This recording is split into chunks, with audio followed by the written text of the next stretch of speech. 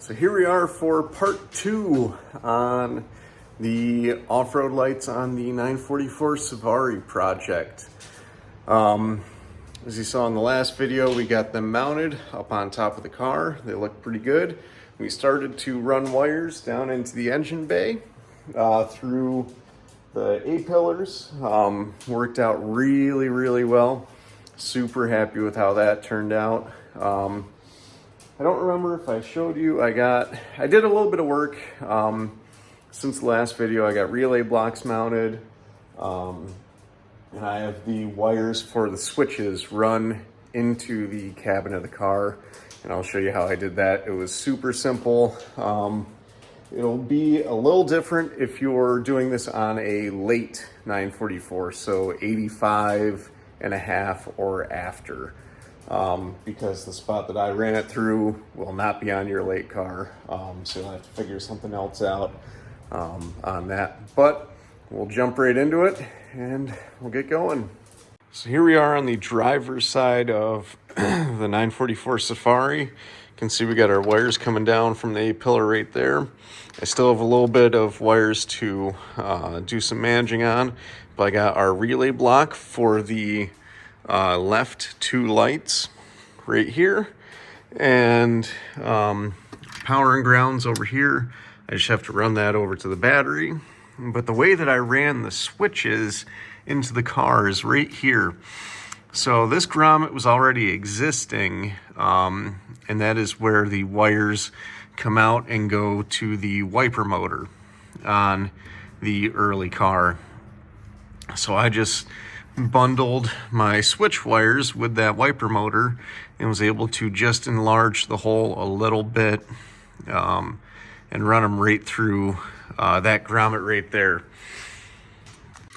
So now inside the car, I don't know how well you can see the wires, but they come through right over up in here. They kind of follow this group of wires right along here, and then come down right here, and it's these two. And then they come, I just have them sticking out of the center console right there. I'm gonna run them back to here, and I have some stock switches that I'm gonna wire them to. So that's the gist for wiring these switches for the lights. Now what we're gonna do is run power and ground for both sets of relay blocks. And then we'll be able to turn them on from inside the car. And I gotta show you where I put the relay block on the passenger side. So we'll do that right now. So here we are back on the passenger side of the car. We got our wires coming out the A-pillar right there. I use this bracket under the windshield to stick them up there. And we got our relay block mounted right there. So power for this side was really easy because it's close. Ran to positive terminal on the battery. Excuse me. The ground on this side, what I'm actually going to do, instead of hooking it to the battery cable, I'm just going to hook it to this ground stud right on the firewall. So that'll be nice and easy right there. Oh yeah, the switch wire for the passenger side bank of lights, I just ran behind the blower motor right there over to the other side. Worked out pretty well. Still looked pretty clean. I am going to wire loom all these loose unloomed wires. I just haven't gotten there yet. I wanted to get everything run first before I got crazy cutting loom, realizing stuff needed to be in a separate spot. So I'm hoping tonight to be able to get things kind of wrapped up, get power run for these, finish looming everything, and call these done. So we got a little bit of tidiness going on here. I loomed the wires coming from the A-pillar down to the relay block. I also loomed the wire going behind the heater blower for the switch for the right bank of lights. And I also ran the power for the left bank of lights in that loom as well. Runs up to the battery, all nice. Got our fuse in there. I hooked my ground, which is this guy right here, to the ground stud right on the firewall for the battery. Relay block, I still gotta try to just tidy that up a little bit. And then on the other side, what I did is I used the hood hinge bolt back there for the ground for the left bank. I ran power over under here. Try to tuck that back there a little bit more so it's less visible. And right along with the wire going to the other side. So under the hood, we're pretty much wrapped up. And it's actually kind of cool because I got the battery hooked up. You can see I got the covers off the lights there. They're LED. They're pretty sweet looking. So if we jump in the car here, if we just look at, I got a lot of extra wire here I gotta fix, but if we flip the switch, we got one set, two set. So that is pretty sweet. Super excited about that. I'm just gonna kind of leave these over there for the moment. Put the interior panels back on. I'm gonna be sure to tape these up in the channel so they don't get pinched or get a bolt run through it or anything on accident. You can see how our wire is run from the hole in the roof, which is right about there. Comes over, we got a nice bend, we got a cap on our old sunroof drain that we're not using anymore. Wraps right around, goes right in, out and down, and same on the other side. And that one just got a little bit different cap on it. So we're good to put the A-pillar trim back on, the upper trim on here, and we'll put the sun visors back on as well. And it is, even though it is February 7th right now here in central New York, it has been sunny and dry here all week. It feels like spring. It was actually in the low 40s today, which was really nice. So it's going to be the same sunny, dry weather again tomorrow. So I think it's going to get, mid 40s tomorrow. So I'm actually going to button this back up together and drive this to work because why not? I also want to see how well it drives with the new tie rods on. It should be a little bit better than it was in the fall. So we'll get this put back together and drive it to work. I might pull it out a little bit later with it being dark and turn the lights on and get them aimed and show you how bright they are. So we got these lights on here. I got them all tightened down. The ones on the side are kind of tipped out to give a little bit wider spread. I got the whole interior back together. So A-pillars, everything. Don't even know there's wires in there. Just got the switches sitting right there for now. But what we'll do, start this thing up and pull it outside, turn the lights on and see how they look. I have not started this thing in, it's been quite a while. Probably 3 months. Going to adjust my chair and we'll start it up. All right, so we'll see how this thing starts up. Build oil pressure. There we go. She's running.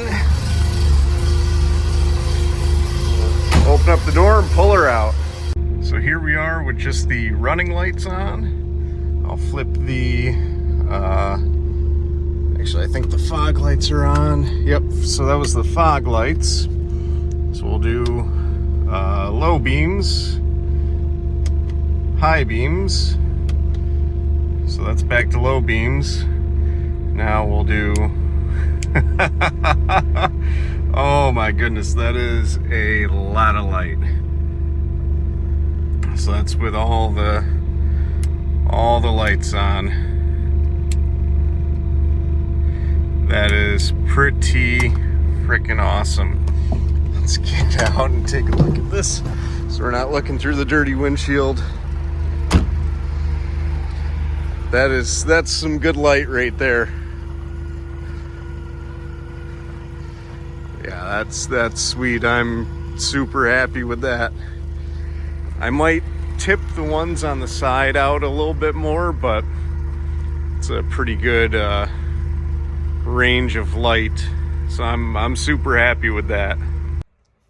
We're back in the car now.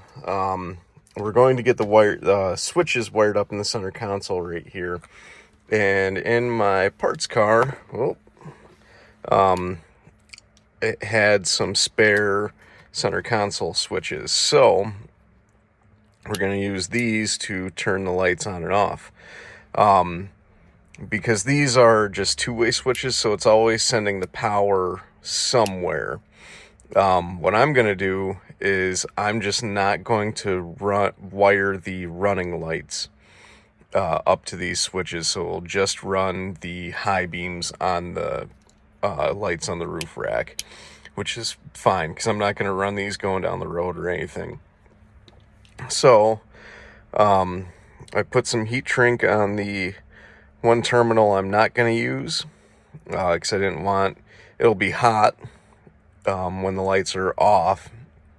I didn't want anything to be able to bounce around and touch that, so I should put a little bit of heat shrink on there so it's safe. And what we're going to do for the high beams, we're just going to use these two wires, the red and the white is what we're going to use. The blue is the driving light. We're not going to use that.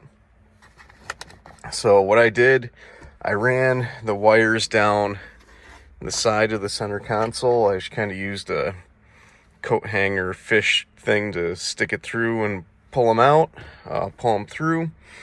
So now we're just going to get these kind of trimmed to length so we can get them connected to the switch. So we got the wires for the lights going to our switches. I actually misspoke. It's not red and white, it's red and blue that we're going to use. I was looking at the wrong side of the switch. So red and blue, I got both our switches. You can see the reflections on the hood there. So that works. OEM looking, which is nice. Unfortunately, I broke the corner of my shifter boot trim.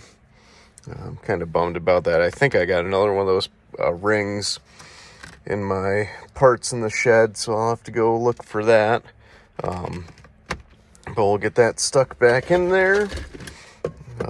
Ashtray still fits, so we're styling. So that's going to be the end of this install for the off-road lights. They work. I only got the covers off of the outside ones right now. But yeah.